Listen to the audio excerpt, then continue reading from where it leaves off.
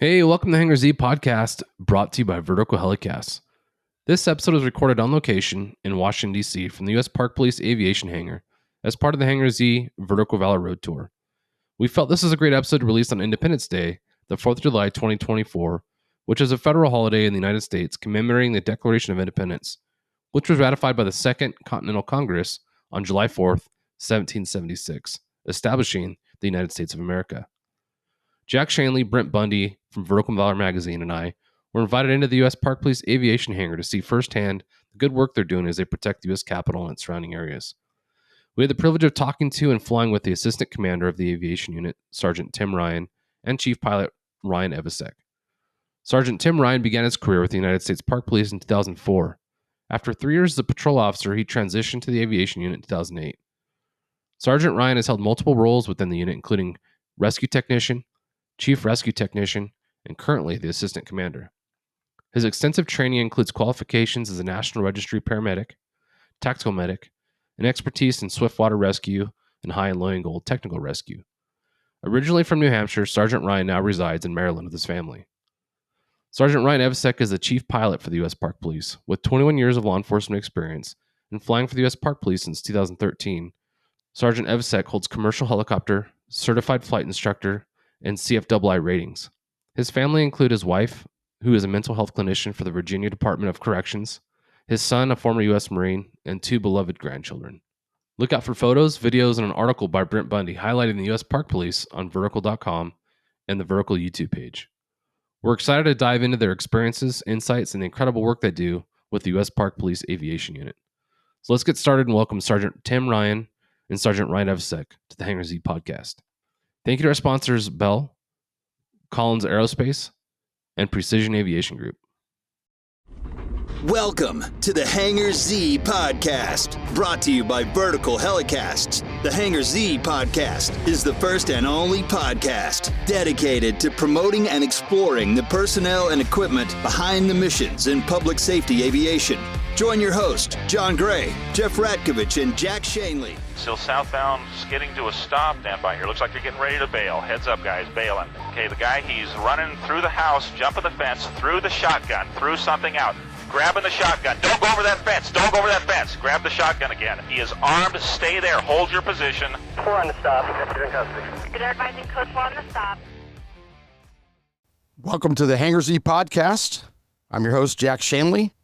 We're continuing on the Hangar Z Vertical Valor Tour, and we are in Washington, D.C.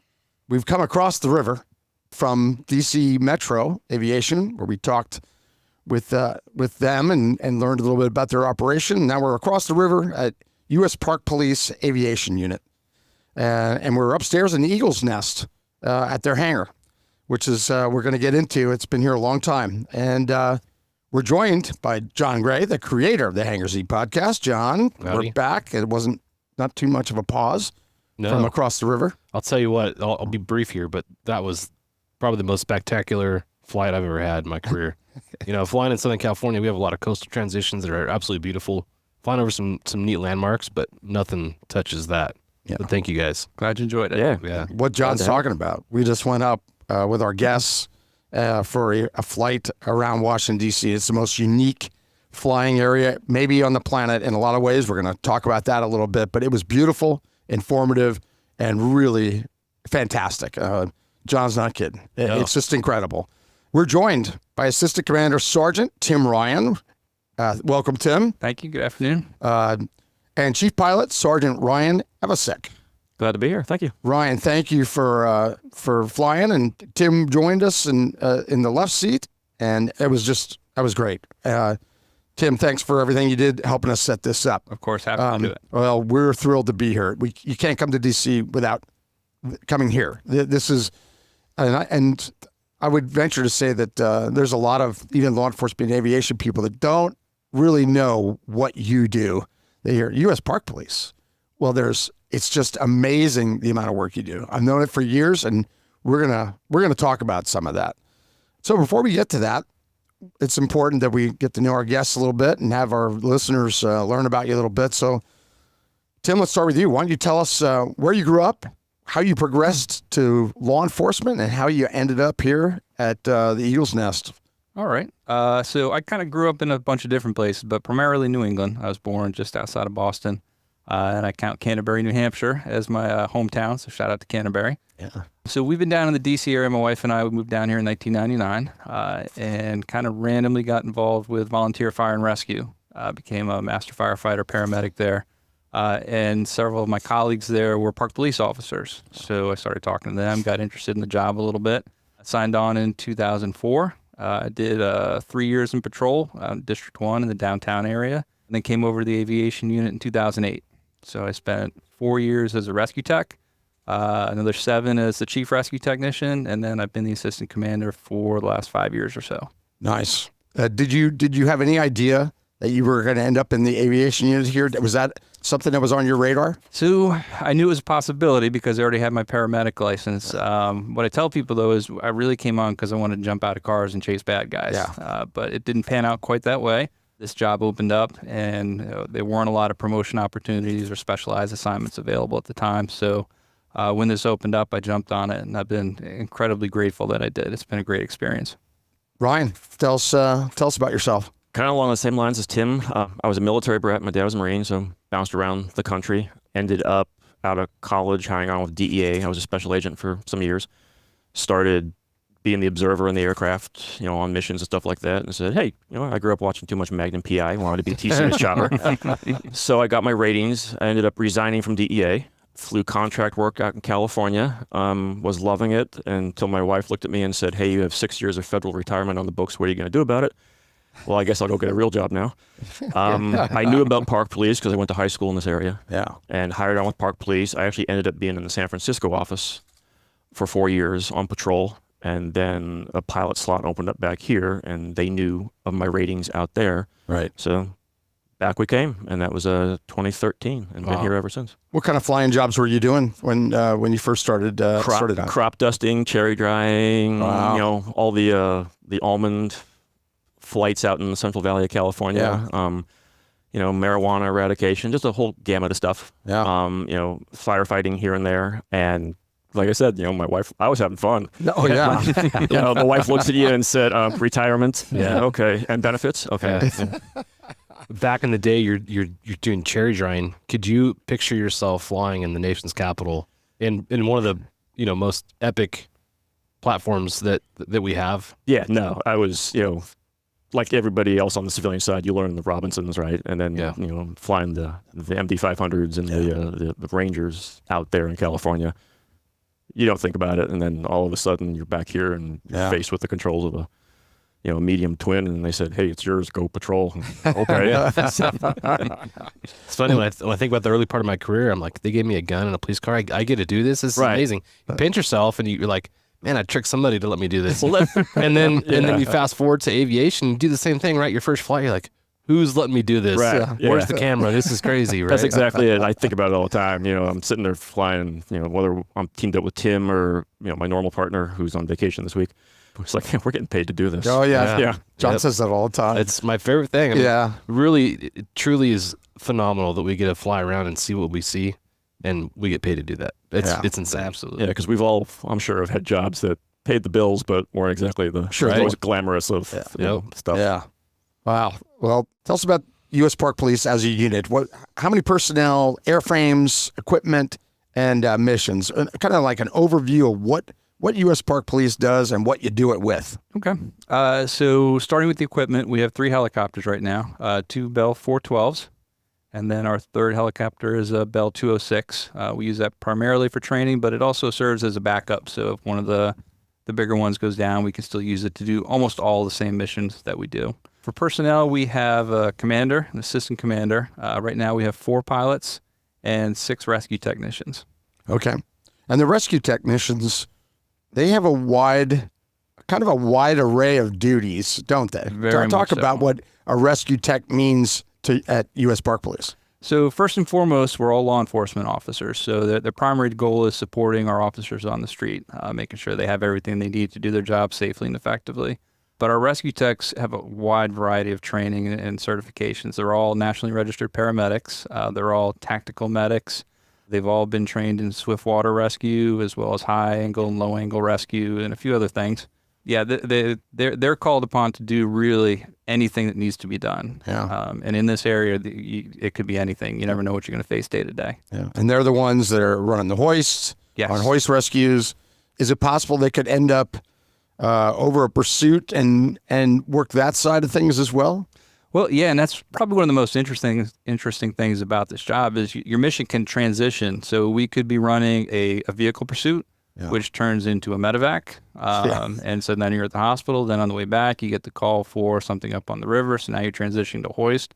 That's all within if you're talking Hobbs time, that's within a 1.0. Yeah. You're doing 3 full different mission sets all in an hour's flying time. That's really amazing. The amount of training that requires to stay current on all that stuff too, not just for the pilot, which is a whole different ballgame, but the rescue tech too. I mean, they have to stay current on a lot of things and sharp with their rescue skills, hoist, and they're are they all paramedics? All paramedics. So they're working on patients. Yes, absolutely. So the majority, almost 99% of our stuff is all trauma related. So we're taking gunshot wounds, car accidents, stabbings, really any kind of traumatic injury. Yeah. We are the only seen medevac provider here in the District of Columbia. So we have a very close working relationship with DC Fire. We're also part of Maryland's medevac system. So that's all Maryland State Trooper based. And they dispatch us the same as they would their own troopers, whoever's closest they send. So a large part of our work comes from there. And then we still do a fair bit in Virginia on our own jurisdiction. So we have the GW Parkway and some parks down there that we're doing medevacs out of. If you had to break it, and we moved this up 24 hours because of weather tomorrow. So I was going to send you a few things tonight just to kind of give you a heads up. So I'm putting you on the spot. It's okay. So, but percentage-wise, break up what the missions are percentage-wise. How many, where does medevac fit into hoists? And I know those can combine and everything to the law enforcement side to whatever else they're involved in. Right. So medevacs are probably the most complicated and probably obviously the most important thing that we do. It's also the smallest part of our business. Okay. So it's probably now 5-10% or so. The vast majority of what we do is law enforcement. So not only supporting our own agency, but also MPD when they're not available. PG can really anybody in the area. Right. We're here to support law enforcement. So that's the biggest part. Another big chunk of what we do is presidential and foreign dignitary protection. So whenever POTUS or certain high-level diplomats from other countries are in town, we're the scout aircraft for those movements, whether they're going by ground or by air. So what that means is we're getting out ahead and just sort of keeping an eye on the landscape ahead. So for motorcades, we're looking at traffic. For helicopter movements, we're looking for threats, that kind of stuff. That's a bigger chunk of our business, maybe 20-30%. Okay. And then the rest of it's sort of a mix of stuff. Right. Those escorts in the scout set, do those tend to be short notice or longer notice, or both?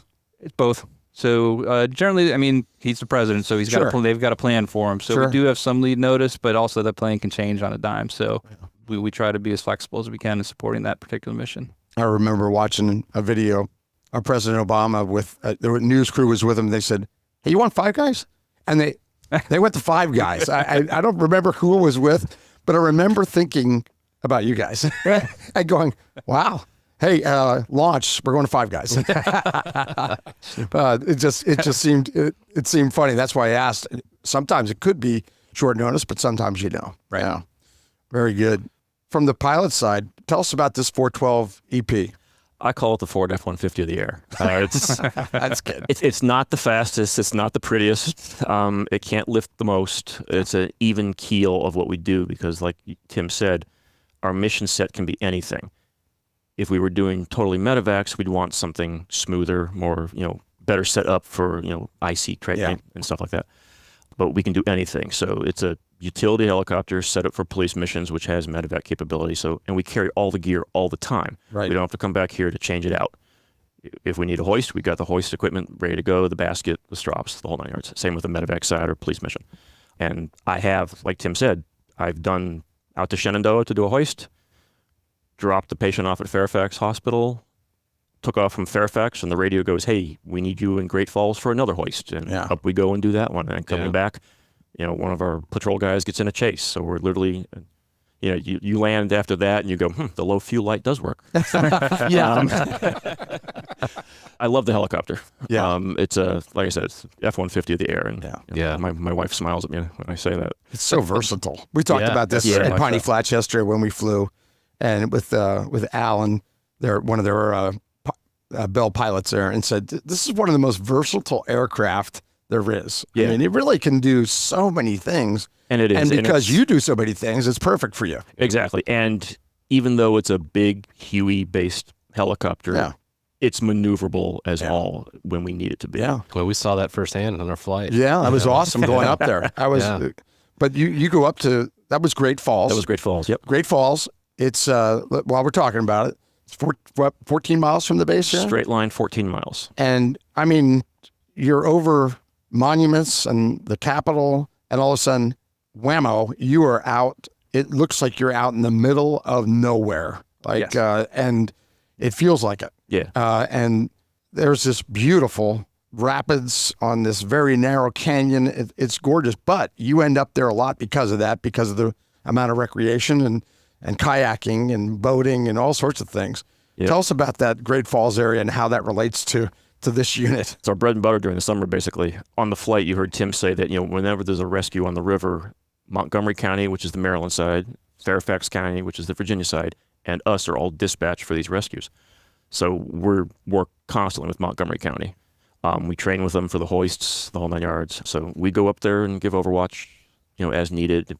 The firefighters on the ground will decide if a hoist is needed or not. And if we do, we'll transport to the hospital.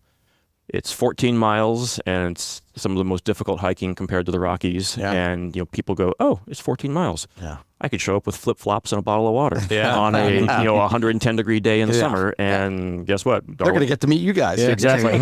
We're going to meet up close and personal. That sounds like Tony Weber. Tony's the same way. They have a place outside of in San Diego County where they go every day in the summer. I mean, it's just like your Great Falls. Yeah. I forget what it's called. Maybe you remember. No, I don't remember either. But there's a waterfall when there's water, and they go there constantly. Yep. And it's because people go unprepared. They don't take water, incorrect shoes. I mean, that was like listening to Tony talk about that place. It's identical. Yeah, there's one of those places around any major city, and the local police and fire know exactly where it is. And in fact, we're there today, and you can see evidence of a rescue that was last night? Last night. Yeah. Our midnight pilot and Tim here actually went up and did a hoist. What time was that at? About 6:30 we left here. Still light out, so that was good. 2 kayakers came over the falls, and you guys saw how those are legit falls. It's the second largest falls in the East Coast, right behind Niagara Falls. They came over the falls in a kayak, but a sit-on-top kayak, not like a regular kayak. That area is used by Olympic caliber and professional level kayakers for training. That's who kayaks up there. These guys got a little bit lost, didn't realize that the falls was down below them, and then came over in a sit-on-top kayak with no PFDs, no helmets, no nothing. And miraculously, really, they both made it out in one piece. Wow. That is amazing. But the one that we grabbed was stranded on a rock, and there was no way to get him off of the rock other than by hoist, because the boats couldn't get up to where he was. They were very lucky. Have you done rescues right there at night? No, so we do not do night hoisting, okay. Generally speaking. No, we don't do hoist at night. When do you cut it off? I mean, light-wise, when does that, do you have a matrix that you use for that, or is it a little gray? Thank you to our sponsor, Collins Aerospace Goodrich. Whether your mission is saving lives or servicing high-value assets, Collins Aerospace's Goodrich hoists stay ready to assist. Features such as single-point payout reduce the potential for hoist-induced load swings, enhancing overall safety. Well, it's gray. Literally, it's a little gray. Okay. It's based on a pilot and crew decision, really. You're going to look at what you can see, what your surroundings are, what hazards are around you. Are you near trees? Are you not near trees? That kind of stuff. But really, we're going to err on the side of caution because it's not worth jeopardizing not only us, but the fire guys and the victim that we're trying to get out if we're not going to be able to do something effectively. Does the seriousness of the situation on the ground influence that, or you try to keep that out of it? I'm not going to say we're not aware of it, right. But certainly that's part of the calculus. But we do try to put the other considerations first. Right, which is the right thing to do. Right. I'm sure it's hard at times. Yep. Saying no or just saying no. This is not worth the risk. risk versus benefit. Exactly. And there's other ways that we are useful in those situations. Even if we can't do the hoist, we still have lights. So we're providing light to the scene so the guys on the ground can do what they do a little more safely too. Oh, that's good. Yeah. Yeah. That kind of goes into my next question. Flying up there, I'm not real familiar with the area, but it looks like it's difficult to access. So I don't know where the nearest fire station is or where the nearest resources are coming from. But what's the relationship like with the responders that are coming in, and how do you guys train together? So the relationship is fantastic. Montgomery County Station 30 is who does the majority of their river rescues. They are closer than Fairfax, so generally speaking, they're going to be on the river first. So that's who we work with most often. And the relationship is fantastic. They come down here every summer. We do refresher training on the hoist, so everybody's operating on the same page. Everybody's safe because everybody knows what they're doing. And just by dint of having worked with them so often, you build those personal relationships. So we know who's on the ground, we know what they're doing, they know who's up in the sky, and everybody knows what everybody's capabilities are. Yeah, that's huge. But Jason, our friend Jason Quinn, he runs the Real Rescue podcast. He's going to be so jealous that we got to talk to you. Oh, yeah, he will be. Sorry, Quinny. Looking back over all the rescues you've been a part of in that area, what's the most technically challenging one that you can recall having been a part of on either the pilot side? I know your guys' roles are so different. So maybe we can start with you on the technical rescue side. The most technical one, and it wasn't mine, but I'm going to throw somebody else's out there. There was a kayaker again who came over Horseshoe Falls, which is sort of the main drag that everybody comes down there, and got hung up on a rock. And the rock was literally just about big enough for two people to stand on. So we had to put the fireboats can't get up there because it's up the falls. So we had to put a rescuer down with a rescue strap, and we had to put him literally right on that spot. And it was, since it wasn't me, I will say it was really impressive work. I mean, it was amazing that they were able to put it in such a tight spot and get that guy out of there without jeopardizing him. Yeah, I'm always impressed with the work you guys are doing. And on the pilot side, keeping that thing rock solid is crucial.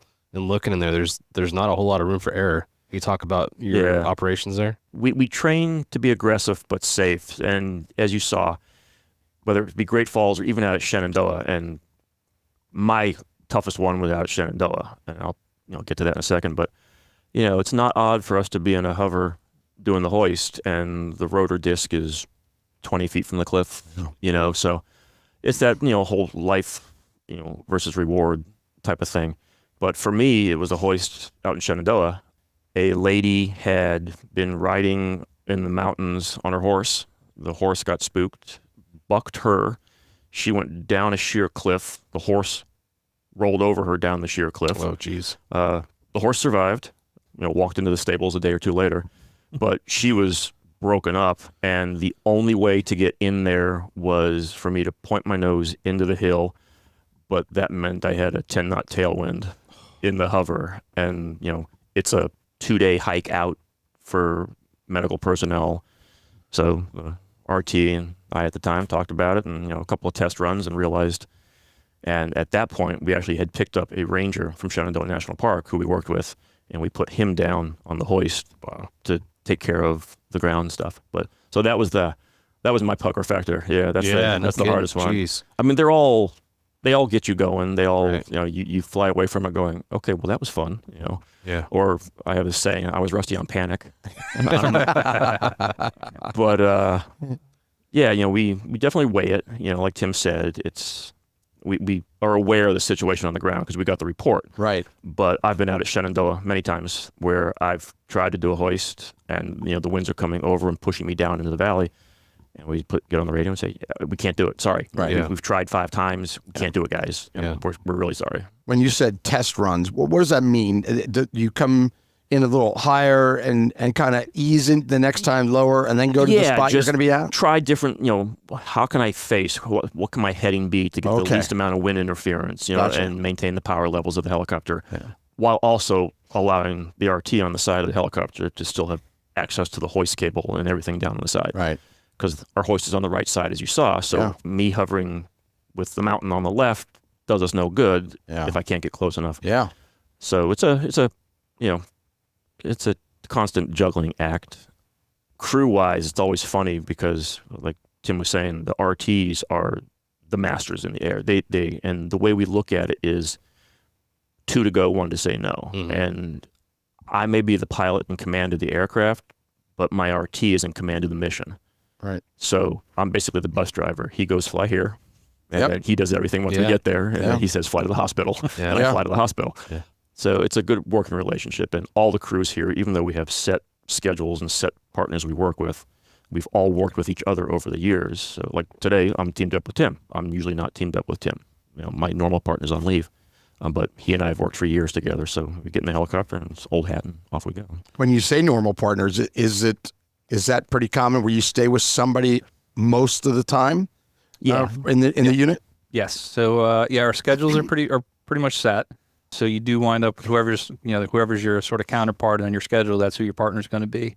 But Ryan said we have a small crew here, so we do have, when we have holes, people have to move around and cover shifts and that kind of stuff. So you could wind up working with any of the pilots, and any of the pilots can end up working with any of the rescue techs. Right. Which is why we try to standardize our training as much as we can. So there's always some personalities, and this is the way we do things, and it's always going to be maybe a little bit different than the other people. Yep. But when I go to fly with one of the other pilots on the other side of the week, I know that it's going to be the same. It's going to be largely the same. The operations all be the same. Safety, Terminology, all Yes, that stuff. exactly. It's pretty standardized. Exactly. Yep. Is it, really strictly standardized, or is there some wiggle room there? No, there's always some variation, because when, if you separate two populations of people over 100 years, you wind up with two different languages. And it's sort of like that, just in a sort of microcosm here. You do wind up using different cadences a little bit on your hoist when you're conning people in, but they're not so far to range that it's going to throw you. It's just a slight difference.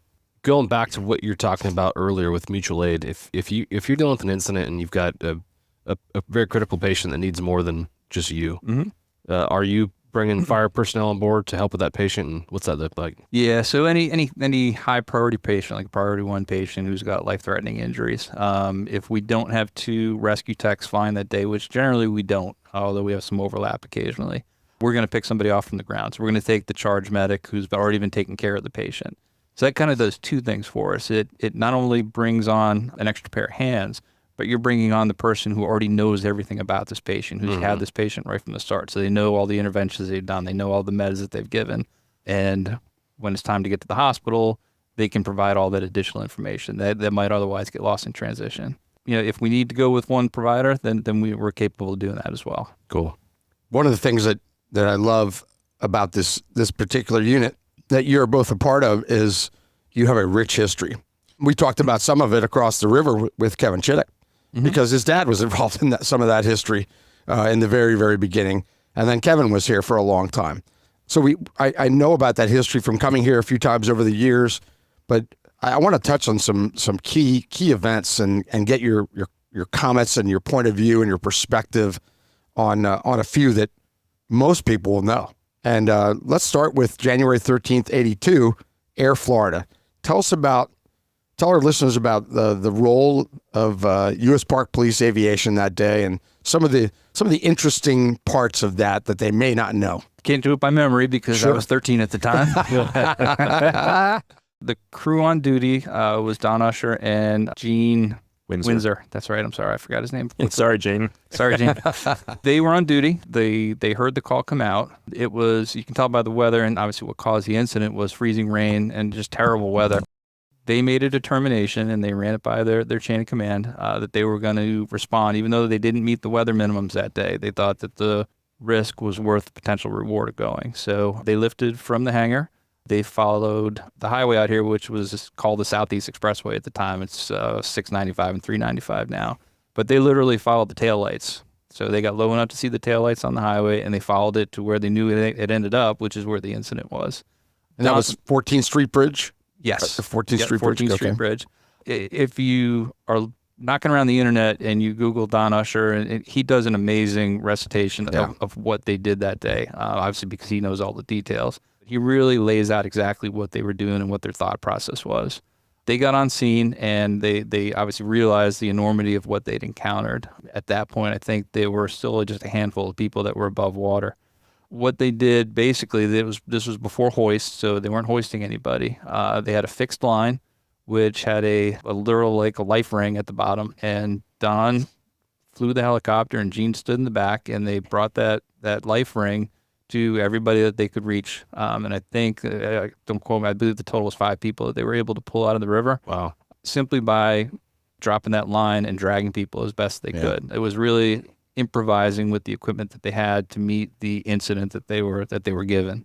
Yeah, I mean, it was just an amazing bit of work by Gene in the back and particularly by Don in front. So we've been told by Bell since that the flying that they did, the maneuvering they did, Bell didn't believe that could be done with that helicopter. Really? Yeah. Wow. The term that comes to mind is improvise, adapt, and overcome. And that those in the early day of aviation, that was something that, based on what you're describing, was absolutely happened. Now I feel like the industry's had so much time to evolve and learn from incidents like that. We've developed protocols and tools to utilize in those situations. So I think that improvise, adapt, overcome ideology is kind of changed and gone away. But I love hearing about that because that is a predecessor to current day tactics. Yeah. So yes and no. So yes, absolutely. We definitely rely on. We're walking the ground that those guys paved for us in a lot of ways. And a lot of the things that we do were based on learning from that incident and other incidents like it to sort of inform what we do now. But the ethos that they have, the improvise, adapt, overcome, is still very much a part of what we do here every day. We grant our flight crews a lot of latitude to accept or decline missions based on what they think they can do safely and effectively. Now, you're going to hear me use that term a lot, safely and effectively. No, that's those are good terms. I use them all the time, too. Yeah. So we give them a lot of latitude, and we do wind up taking a lot of things that you might not think that we would have taken just because our crews are given the ability to kind of think through the problem, identify the risks, identify the rewards, and come up with a plan to address it. The life ring on the end of that long line, was that something that was, at that time, was that trained? Or was that just, I think I've seen Don's presentation. I can't remember everything, but there was something about that. And you're both smiling, so there is something about this life ring and the long line. I'm laughing because I don't know the answer to that. So Ryan might know the answer.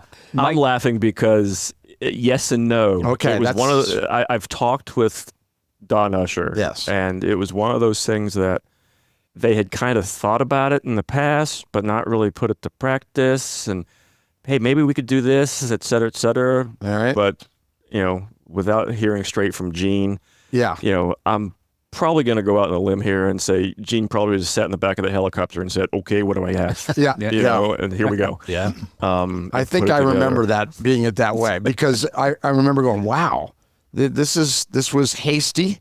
They knew what they were going to. Yep. A jetliner in the water.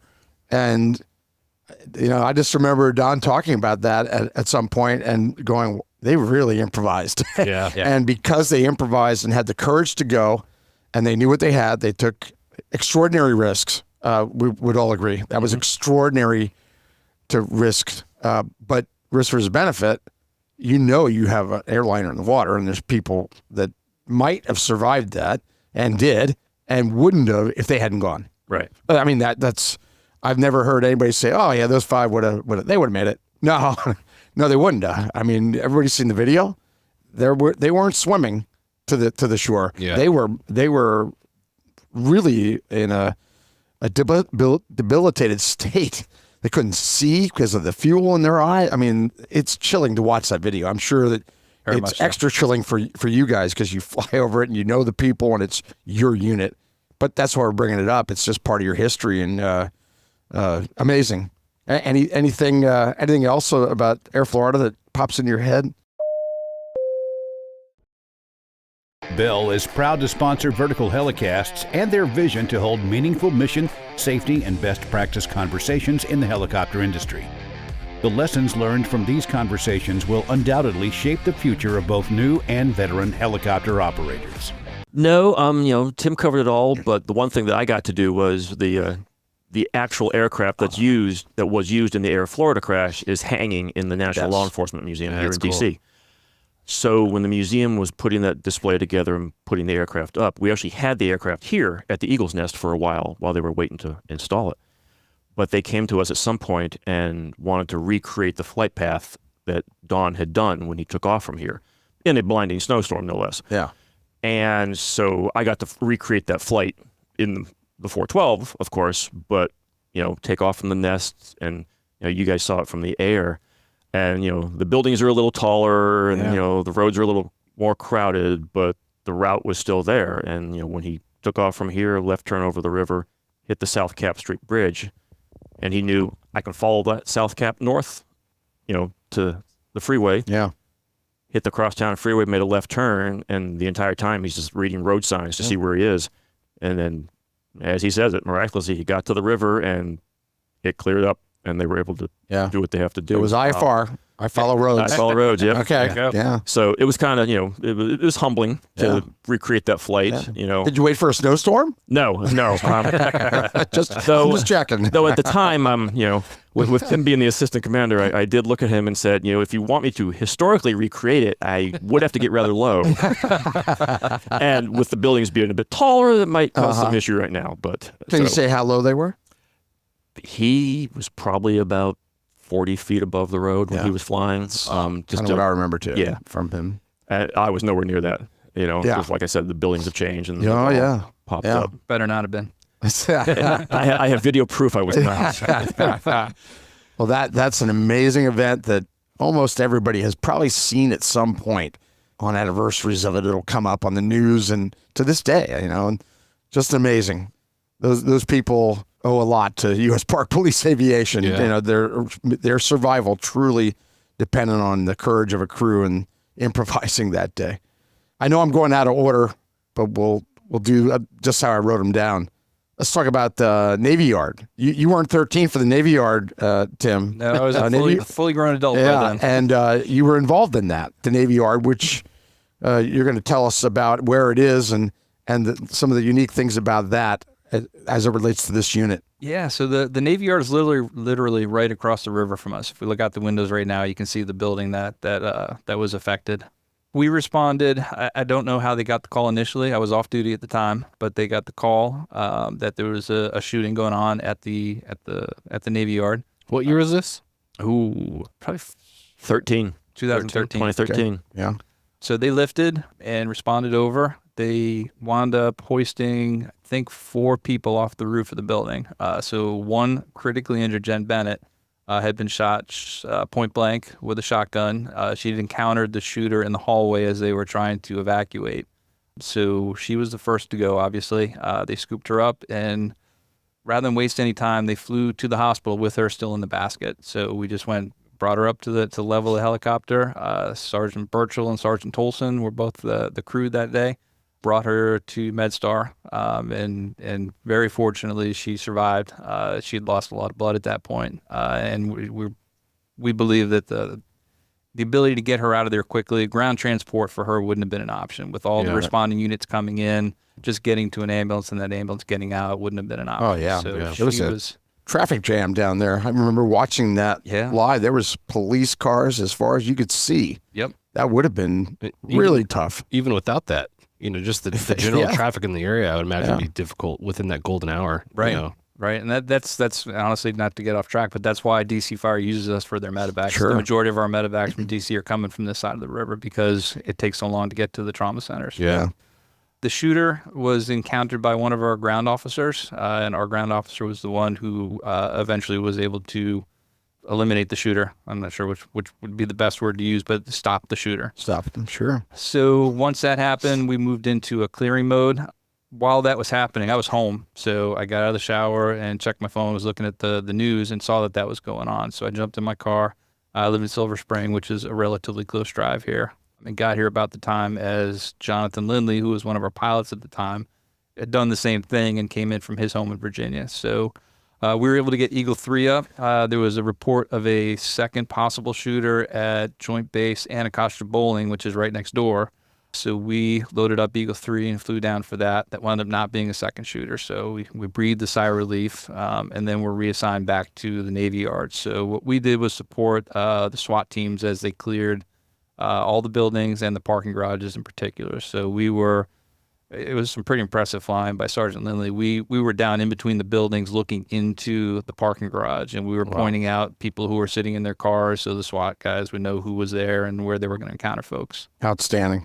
Yeah, that was quite an unusual event and a very condensed. I remember thinking everything was tight together, all the buildings, and there was a lot going on. and a lot of unknown in the beginning, as most in many cases. But I've also heard a debrief on this years ago and being very impressed with everything that you guys did. A lot of improvisation again. And we joked earlier and said, well, you didn't have to navigate much because you could see the building from where you're sitting. And Ryan, you mentioned something earlier that we got a chuckle out of about what you could hear. Or maybe it was you, Tim. One of you mentioned being able to hear something here at the helipad. Sergeant Burchell was on duty that day. He's the one that initially responded, and he tells a story that they're sitting here, just a normal, Tuesday morning, for lack of a better thing, and before any radio calls or phone calls or anything came over, they heard the loudspeaker at the Navy Yard instructing people to shelter in place. And, we're police officers. This is what we call a clue. We should probably do something. That's wild. We talk about table talk and how working through incidents that you have worked in the past or thinking through things that could potentially happen in the future benefits us as professionals to respond to that kind of stuff. But almost, I think, through you guys and the things that have happened in DC over the course of your careers, I can plan more wild events.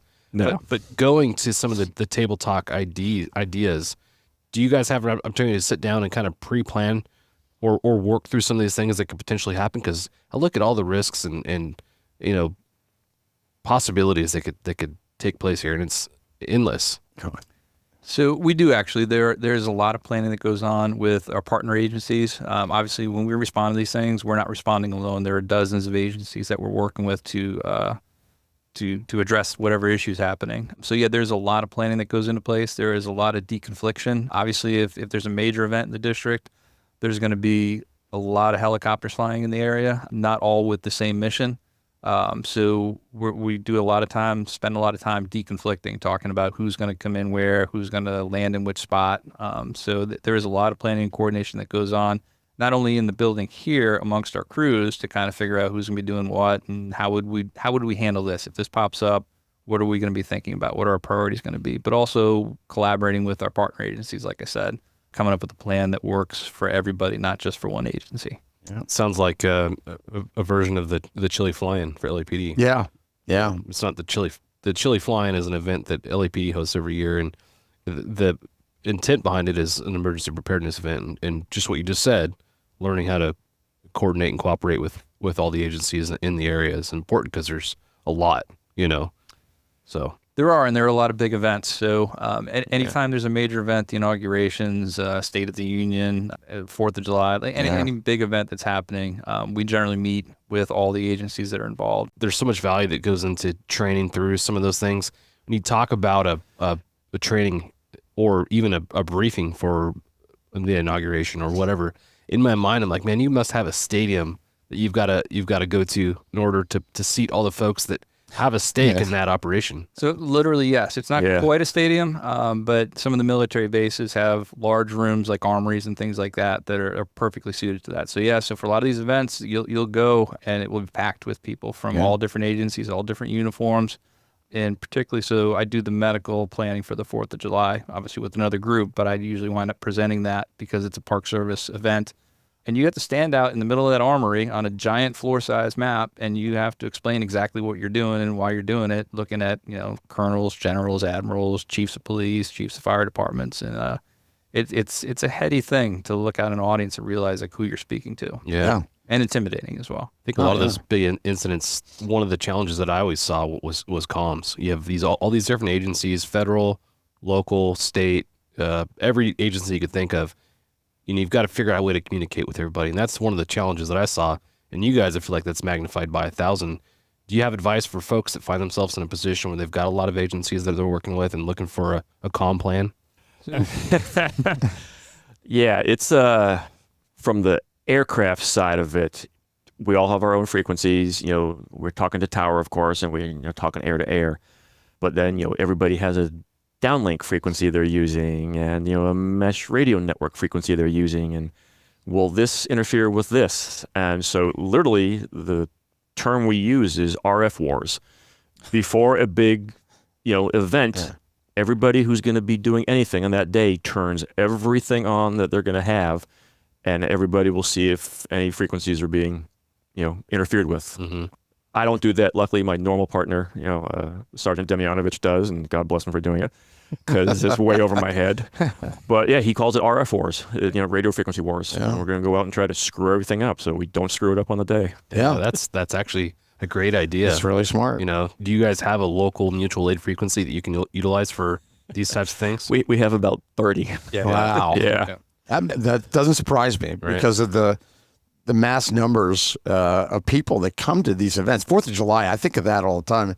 The amount of people in that mall for fireworks and music, it's unbelievable. It could be upwards of 300,000. Yeah, it's incredible to watch that. And you go, that takes a lot of planning for all the things we're talking about, especially medical. Yeah. Because somewhere on that day, there's going to be a cardiac arrest or a few, and there's going to be, just injuries from things. It's just so much. And then that's not even talking about the possibility of being targeted, right. For something, which is a whole nother, can of worms, obviously. But the planning, I've always been amazed at that, and U.S. Park Police has done that sort of planning for those things for decades, right? I mean, it's for all time here in D.C. U.S. Park Police is kind of the lead on a lot of that stuff, managing it and preparing for it. Yeah, so I would say, yes, the agency, our agency in particular, because of the jurisdiction that we have in the lands that we're responsible for, we really have become really an international leader in staging these events and managing the crowds. And a key component of that, there's a technical part of the communications, but there's also the relationships. The building working relationships for us as a small agency that relies on other agencies to flesh out our resources and our assets.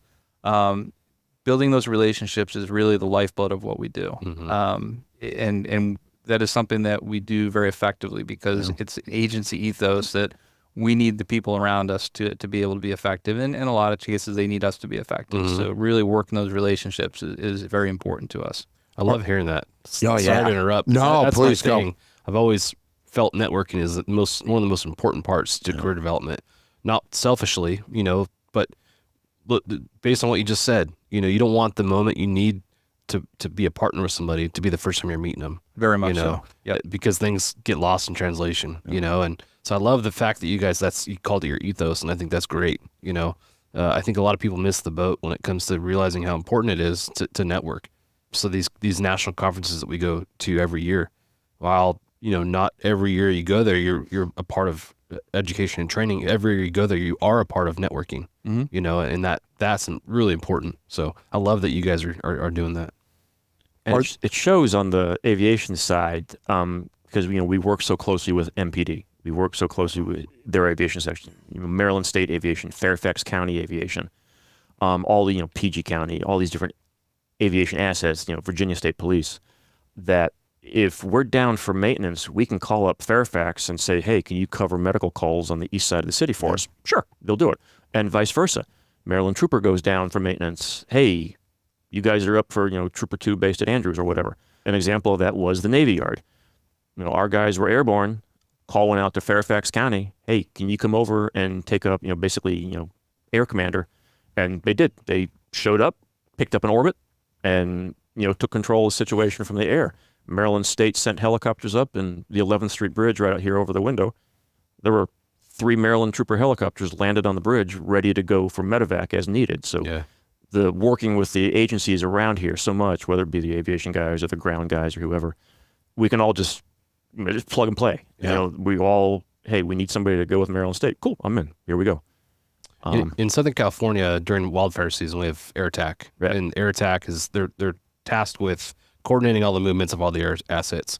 Do you guys have a version of that here locally for tactical situations or whatever event might take place? Thank you to our sponsor, Precision Aviation Group. Mission-critical operators and fleet managers rely on Precision Aviation Group as a worldwide leading rotor and fixed-wing MRO provider. PAG provides tip-to-tail solutions in 4 MRO segments: avionics, components, engines, and manufacturing DER services. A single point of contact gives you access to over 150 million in inventory globally, 24/7. Just call 800-537-2778. Precision Aviation Group. Others sell parts. We sell support. It's basically whoever's first on scene. And we work so closely with them. If we're first on scene, we've got it. But then if we need to do a medevac and MPD is airborne, well, MPD doesn't have medevac capabilities, so I can hand it off to Kevin Chittick.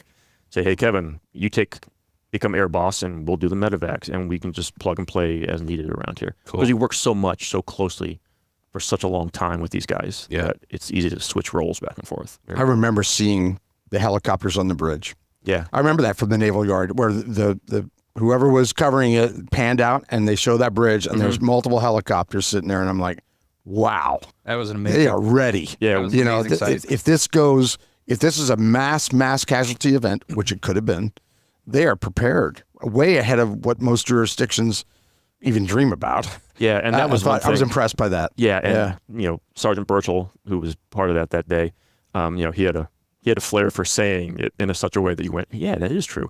He said, we had more helicopters in this airspace within 20 minutes than some small countries do. I believe that. You know, ready to go, ready to rock and roll and do what they had to do. Yeah. You know, luckily, they weren't needed. Right. But they were there, you know, and available as needed.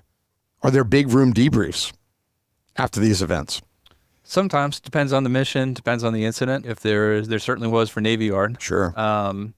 And sometimes they're small rooms. Sometimes they're just phone calls. Right. Like we just did that hoist up at Great Falls yesterday. The first call I made when I got back was to Station 30. Hey, everything look good for you guys? Anything we can do differently? You know, it pays off to have those discussions because it allows you to up your game, and it allows them to up their game, and it makes sure that everybody's operating on the same sheet of music. Is that a normal practice for your crews? I think to it is. call? Yeah. Yep. Good. As it should be. As it should be. Because you could have done that, that rescue, and something might be really bothering them about something you did or said. Right. And if you don't call, you may never hear it. Yep. And it's good to call, you know, and get some constructive criticism, or them saying, hey, that was solid. Everything was great. Keep doing that. And it re-energizes you, and it keeps you focused on, you know, hey, we are doing things right to continue on. Debriefs are so important. Yeah, and even if we don't need to call somebody, when we come back from a mission, the crew will look at each other and go, got anything for me? Nope, it was good. Or, yeah, we need to talk about that. That was a little wonky. Yeah. And so we'll, you know, be our own worst enemy like we should in-house. Absolutely should. And, you know, no hurt feelings, and you know, go on from there. I think everybody in this business wants to get better, whatever their role is in the mission. And you can't do that unless you're dropping your ego and allowing a little bit of constructive criticism. Yeah. You got to be able to take it and know that it's meant for the best and to improve for the next time. Right. Right. Yeah, but so often it comes up where we say, Brian Smith, park your ego at the door. Yeah. Nashville mentioned it. I mean, everybody mentions it because he said it on the podcast, and we had a sign at our door that said that. You know, I don't know if it's still up, but maybe somebody with a big ego took it down. But it's a good thing. You know, park your ego at the door and look at yourself first. We had a lieutenant, sergeant and canine that ended up being a sergeant lieutenant at Air Support, Bob Green, retired deputy chief, and he talked about that all the time, about debriefs and how you look at yourself first and say, hey, everybody, this is what I could have done better. I could have said this. I could have done this, whatever it is. And then you can go and say, hey, Tim, the way you said that wasn't real clear, you know, but look at yourself first. And then, you know, you can go out and say, hey, Tim, let's talk about how you said that. I was confused by that. And then the conversation goes. But if nobody parks their egos, that stuff doesn't happen. Yeah. Yeah. Right, and the nature of the work that we're doing, that all of us do in this industry, these are critical incidents, and they're fast moving. There's always going to be something that you could do better. None of these missions go 100%. Yep. Mm-hmm. And once you accept that and kind of put on your big boy pants and say, I'm not perfect and I'd like to get better, it makes it that much easier to talk to people. It does. And really take the advice and the input that they're giving you to do your job better. Absolutely. I've never been at the perfect tactical situation. It'll never happen. Well, it's like that old military adage, right? The battle plan's good until the first shot's fired. That's right. It's the same That's right. thing. It might be a perfect looking plan, and it just goes poof. You know, we'll get a call to Shenandoah. Hey, we have somebody, just a easy hoist, you know, broken leg. Okay. By the time we get out there, they're in cardiac arrest. They're doing compressions. They're, 200 feet down a sheer cliff. The wind is whipping. And oh, by the way, the hoist area is a 4-foot circle. Okay, let's reevaluate this. So yeah, it's, you got to, we're our own worst enemies, as it should be. So the next one on my list was a slightly outside of your normal operation area. Katrina. Katrina, you sent. Well, tell us, what did you send to Katrina? And what, I think we all know what the role is going to be, but what did you send to Katrina? How did that come into play that you did get sent to Katrina? And what did they do down there? So I'm going to be a little short on details because that predates both Ryan and I. Yep. But I know that we sent a Bell 412 down there. We sent it with 2 pilots, a rescue tech, and the commander of the unit at the time. And they went down, as I understand it, not with a real clear understanding of what they were going to be doing down there. They were there to help in any way they could. Right. So they did a cross-country flight from here down to Louisiana.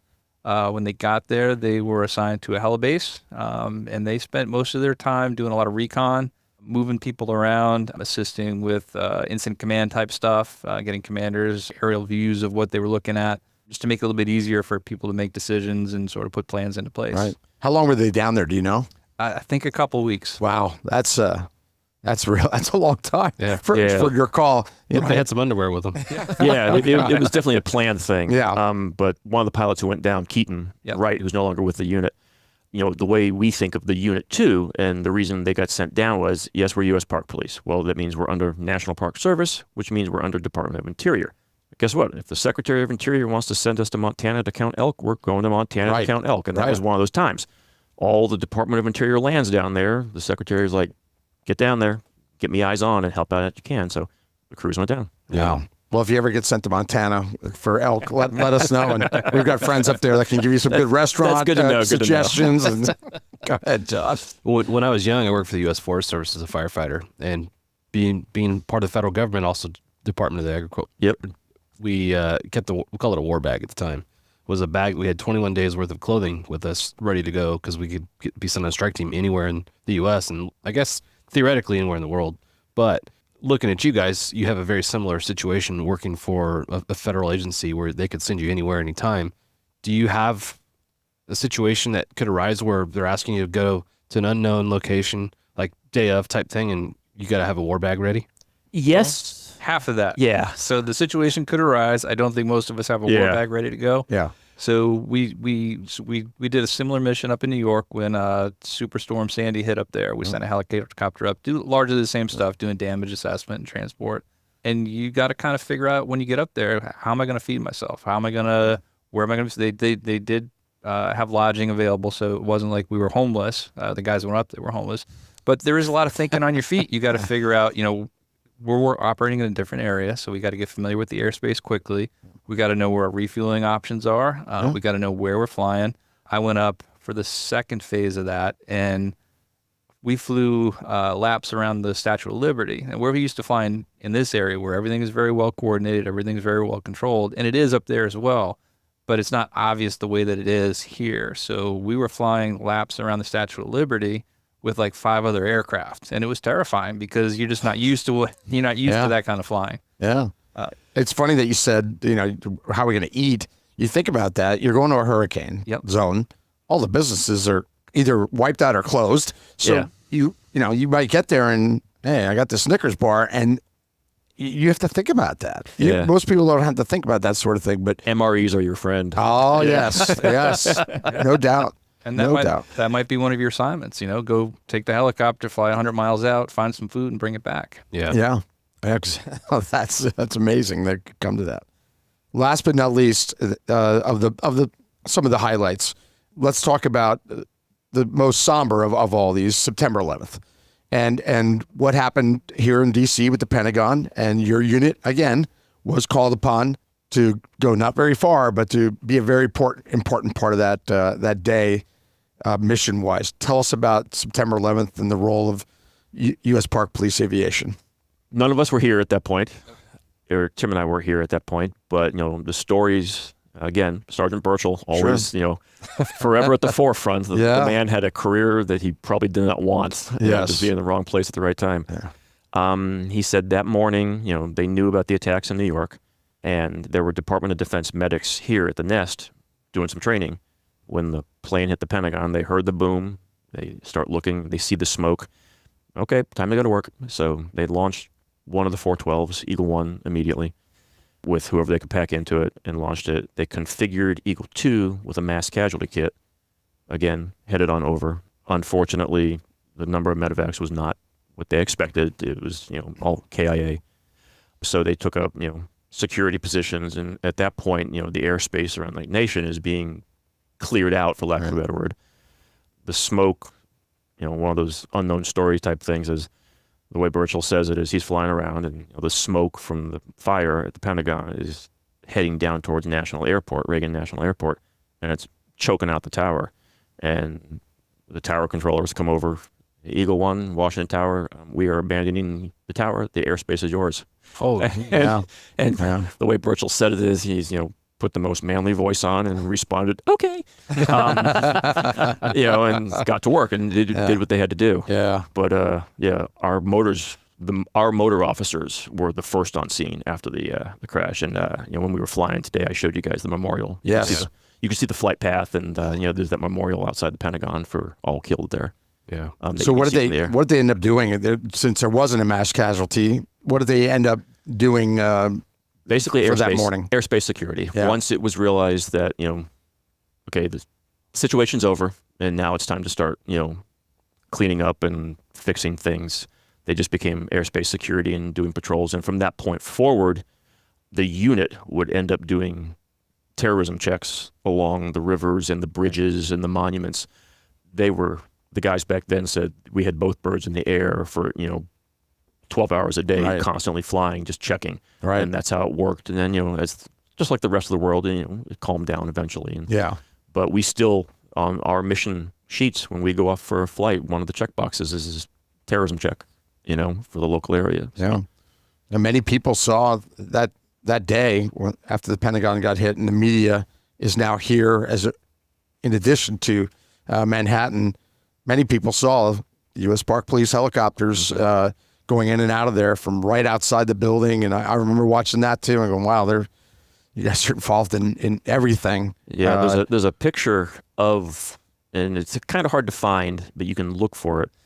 There's a picture of the Pentagon, the smoke, Eagle overhead in a circle, but then you'll see there's another Bell 412 landed on the ground. That helicopter doesn't exist anymore, but it was a medevac helicopter from Fairfax Inova Hospital that had come in. Oh. You know who the pilot of that was? No. That was Ted Chittick. Was it? Yeah. Because he had retired from Park Police and gone to them. Oh, really? That makes sense, yeah. He was, you probably know from talking to Kevin, Ted Chittick was the founder of our unit. Yep. When he retired, he did that and was one of the pilots that landed at the Pentagon. So there's like a white and yellow 412 in front of the Pentagon and the Eagle overhead orbiting. And so like Tim said, it was Ted Chittick. And wow. It all connects. It does. Really does. Kevin and Ted combined years of service. They've been protecting the D.C. area for how many years? All of them. Yeah. Yeah. All the years. 1973 onward. Yeah. That's insane. Remember that perimeter for the Lincoln incident? Yeah. Did you see George Washington cross over there? Which, by the way, when we're flying up by the falls, I always think of Washington crossing the river. Yeah. Like, this is not the point where he crossed the river. No. That was another state job. I know, but same idea, right? Yeah. Oh, yeah. The place where he crossed the river was a little bit more tame, but it had ice in it. Yes. That falls, you wouldn't pick that spot. Oh, my gosh. It's incredible, isn't it? Yeah. I mean, did you even we talked about it ahead of time. Did you even imagine it was going to be that No. incredible? But you see what you see here, and it's, it's tame compared to that. Right. It's a city. This is a city. Yeah. A big metropolitan city, and 14 miles, and you're in country hiking. Yeah. Yeah. In the few minutes we have left, we talked to Danny and Kevin over at DC Metro about airspace, and we went into pretty good detail about the uniqueness that you deal with airspace, with the restrictions. But while we were flying, we had a short chat about your relationship with the tower that you deal with from the time you take off till you land on many of these missions. Yep. And your relationship with them and how they trust you, the professionalism and the understanding of each other. Talk about that a little bit. So Washington Tower, as we refer to it, they're a very busy airport, and the controller that we are talking to as a helicopter is the same controller that's talking to the airliners coming in. It's just two separate frequencies. And, we play nice in the sandbox type of thing. And with the restricted airspace around here, the only people helicopter-wise who are flying in this area are law enforcement, military, and medevac. That's it. There's a few news choppers who were vetted over the years, but they still can't come to the downtown core, the prohibited area and the restricted area. We train our guys, be very polite. And, if Tower wants you to go around the city in order to go to your destination, do it. Because when we need to, get right at the end of the runway at Washington Airport, they will shut the airport down for us in order for us to do what we have to do. So we, when Eagle One got the new paint job that we have here, we were out flying around and the tower's like, hey, do a flyby. We want to see the new paint job. Okay. And my mental capacity at that point was I'm going to be, inland of the tower and not over the runways, et cetera, et cetera. And 2 seconds later, she comes on the radio and says, yeah, Eagle One, you're cleared low approach, runway 1. The Southwest airline will hold at the other end. Oh, that's great. Okay. Low approach down the runway, hard bank out, buzz the tower. So, yeah, and, we work very well with it. So they will give us anything if we're operational, and it's a life safety mission, especially a river rescue or, a explosion or a fire, whatever. They will give it to us. Yeah. They're partners. They're partners, aren't they? Hands down partners. Yeah. But even more so than you might think. So that the airport borders on the GW Parkway, which is our jurisdiction. Yep. I've been on vehicle pursuits where the tower guys are talking to us on the radio, calling out the pursuit for us. Oh, that's a partner. That is a good partner right there. And on that note also, years ago I was working a midnight shift, and again, a chase. It's pitch black. It's 2 a.m, whatever, and we launch on the chase, and the guy wrecks out over by the parkway, and it's dead quiet, but the tower's manned 24/7. Hey, Eagle, we see you. What's going on? Oh, car chase, et cetera, et cetera. Oh, okay. Hey, we'll help out. And they bring up the binoculars and, start helping with the pursuit. Wow. That's awesome. Calling out the DOT of the suspect running. Yep, exactly. It's like, all right, cool, thanks. But they're phenomenal controllers. A shout out to those guys at Reagan National. It is not odd for them to be dealing with so much that whether it be an airline pilot or a helicopter pilot in the area, you will hear them come over the radio and say, Tower, you are earning your money today. Nicely done. Oh, yeah. They rock it. Yeah. That's cool. Yeah. That is fantastic. This is a unique place. Yeah. It just is. Washington, D.C. is so unique for you, for them, for a lot of different people especially in the first responder category, certainly. But for controllers, they have to deal with a lot too. Yes. Because there's people that come into the airspace. I'm sure you get alerted about that regularly. They're just, flying their Cessna 152 on their first cross country, and they made a wrong turn at Albuquerque. And next thing you know, they're over someplace they shouldn't be. Yeah. There's, for lack of a better word, there's stuff in place. The fighters down at Andrews for intercept, stuff like that. But for helicopters or little Cessnas, if we're up, it's not odd for Tower to, hey, Eagle, we have a target, not talking to them, over College Park or whatever. Yeah. And it's like, we'll intercept and try to go figure out what's going on for them. Nice. Or, hey, Eagle, can you see what's going on with that? We have a target, we don't know what it is, and we'll go look for it. And, my RT will bring it up on the FLIR camera. It's like, yeah, it's a flock of geese. Yeah. Wow. But I'm sure they just appreciate that. Right, exactly. Very much. I mean, that's a relief to them when you tell them it's a flock of geese. Right. So, okay, we don't have to go any further with this. That's good. We don't have to go further down the telephone notification. Right, exactly. That's amazing. You've been very generous with your time today for us. And I know this was short notice to come today. It ended up working out beautifully. But because tomorrow it's going to be bad weather here, and we knew we wouldn't get to fly, and it would limit us. So thank you so much for that.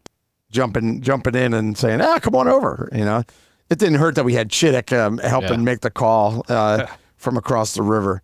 It went really well over there too. So we learned a lot today. Yeah. You have anything in closing, John, that you want to talk about or ask? Just want to say thank you. Opening your house up to us is awesome, and we're very thankful. And thank you for what you're doing for our country's capital. And it's just so neat being here. I'd never envisioned being in a position where I could sit at the Eagle's Nest and record a podcast. This is epic. So thank you guys for your hospitality and for all you're doing. Of course. You're welcome. For coming out. We fun. appreciate it. Yeah. Sgt Tim Ryan and Sgt Ryan Evasick. We owe you a lot. We owe you both a lot here, because this was again, because of the uniqueness, there's things that you can and cannot do. And it was just, this turned out really good. And I'm thrilled to be here again.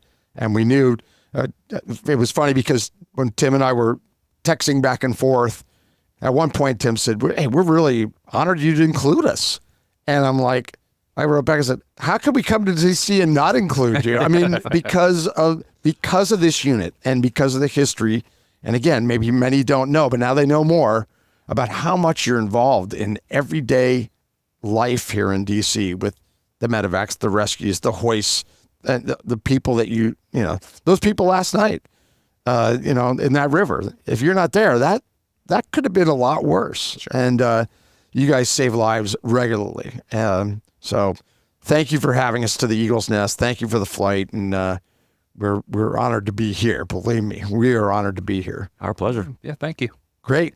So until next time, John and I will talk to you soon. We're winding down, John, on the Hangar Z podcast vertical tour. Yep. We're winding down. We're going to go to the National Law Enforcement Memorial Wall and do something from there. We're going to see what happens with that tonight and tomorrow with the weather, and that may interfere, but we're going to make the best of it. Yep. And we've been flexible, but we think for Police Week, and it is still Police Week, that going to that wall is a must. Yeah, absolutely. And I think that's where we're heading here in a few minutes to go see that and pay tribute to the fallen, particularly the aviation part of that. There's over 400 names on that wall that are from aviation incidents. Wow, I didn't know that. We were stunned that it was that many. Our guesses were much lower. Yep. 150s was what both of us. And when we looked it up, over 400. Wow. And just stunned. So we're going to go do something there. But we had to stop here at the Eagle's Nest. Thanks again. And cheers, everybody. Cheers. Thanks for joining us for this episode of the Hangar Z podcast. Don't forget to like and subscribe to hear more stories that promote the personnel and equipment behind the missions in public safety aviation. Lastly, stand by for a message after a word from our sponsors. Cheers.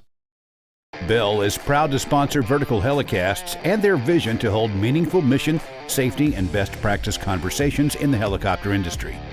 The lessons learned from these conversations will undoubtedly shape the future of both new and veteran helicopter operators. Thank you to our sponsor, Precision Aviation Group. Mission-critical operators and fleet managers rely on Precision Aviation Group as a worldwide leading rotor and fixed-wing MRO provider. PAG provides tip-to-tail solutions in 4 MRO segments: avionics, components, engines, and manufacturing DER services. A single point of contact gives you access to over 150 million in inventory globally, 24/7. Just call 800-537-2778. Precision Aviation Group. Others sell parts. We sell support. Thank you to our sponsor, Collins Aerospace Goodrich. Whether your mission is saving lives or servicing high-value assets, Collins Aerospace's Goodrich hoists stay ready to assist. Features such as single-point payout reduce the potential for hoist-induced load swings, enhancing overall safety. Thank you to Vertical Helicasts and the sponsors who make this podcast possible. As we wrap up this episode of the Hangar Z podcast, we want to take a moment to celebrate the 4th of July, a day that marks the birth of our nation and the freedoms we hold dear. This day is a reminder of the courage, vision, and sacrifices made by those who came before us to build a land of opportunity and liberty.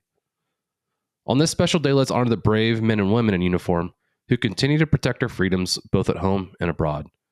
We extend our deepest gratitude to all the members of the military, law enforcement, and first responder communities, as well as their families for their unwavering dedication and service. As we gather with family and friends to enjoy fireworks, barbecues, and festivities, let's remember the true spirit of Independence Day. It's a time to reflect on the values that unite us as a nation: freedom, justice, and the pursuit of happiness. From all of us at the Hangar Z podcast, we wish you a safe, joyous, and meaningful 4th of July. Thank you for tuning in. We look forward to bringing you more inspiring stories and conversations in future episodes. Happy Independence Day, everyone. Cheers. Time to close up the hangar. Thanks for joining us on the Hangar Z podcast, brought to you by Vertical Helicasts.